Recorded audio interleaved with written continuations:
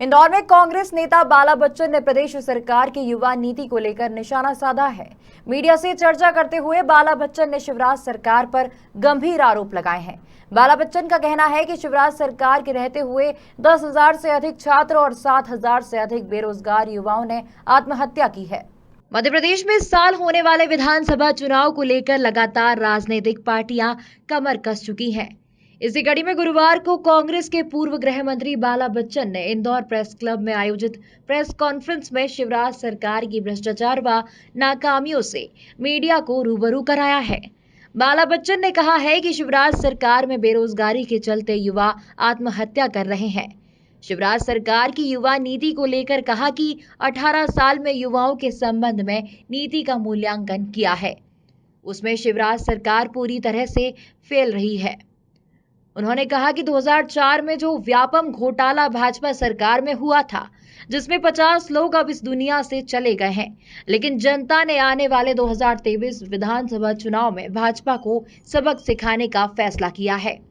बाला बच्चन ने व्यापम को लेकर भी सरकार पर आरोप लगाते हुए कहा है कि व्यापम से सरकार ने 1000 करोड़ वसूले हैं।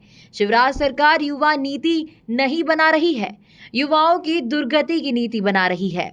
लगभग वर्ष 2008 से लगाकर अभी तक विधानसभा में काम कर रहा हूँ। मैं उनको देख रहा हूँ, सुन रहा हूँ। मैंने उनको कुछ समझा है, कांग्रेस पार्टी ने उनको देखा और समझा है कि किस तरह से युवाओं की दुर्गति कर दी है पूरे मध्य प्रदेश में और युवा नीति लाने की बात कर रहे हैं।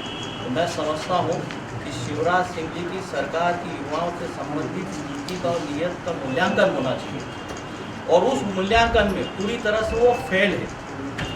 हम लोगों ने विधानसभा में भी मुद्दों को, युवाओं से संबंधित मुद्दों को हमने उठाया है और प्रश्नों के माध्यम से या फिर वार्षिक वित्त विवरण या बजट से संबंधित, राज्यपाल से संबंधित, जो युवाओं से संबंधित जो लिटरेचर मुद्दे जो देखे, वो रिपोर्टें जो देखी है, वो बहुत चौंकाने वाली है और पूरी तरह से शिवराज सिंह जी की सरकार के ऊपर, उनकी सरकार पर, उनकी नीयत और नीति पे कहीं ना कहीं प्रश्न चिन्ह लगा देने वाली है कि जो युवाओं के लिए उन्होंने जो बात कही थी उसमें सब में वो फेल हुए हैं।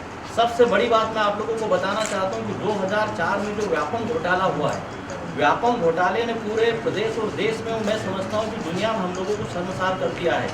और आज तक देखिए, डबल इंजन की जो सरकार है, लगभग इससे संबंधित जो व्यक्ति 50 से अधिक लोग इस दुनिया से चले गए और वो डबल इंजन की सरकार आज तक प्रदेश के युवाओं को और मध्य प्रदेश को न्याय नहीं दिला पाई है। एक तो बड़ा मामला है और इससे संबंधित लगभग 52 भर्ती परीक्षाएं हुई है और प्रवेश परीक्षाएं हुई है लगभग 52, जो मेरी जो जानकारी में है। तो साथियों, आज तक हमें उसका न्याय और हक प्रदेश के युवाओं को नहीं मिला है। और भी जो हम लोग जो मुद्दे जो उठाते हैं, मैं आप लोगों को बताना चाहता हूँ कि अभी तक शिवराज सिंह जी की सरकार में 10,298 छात्रों ने आत्महत्या की है और 6,699 बेरोजगारों ने आत्महत्या की है। ये जो आंकड़े हैं।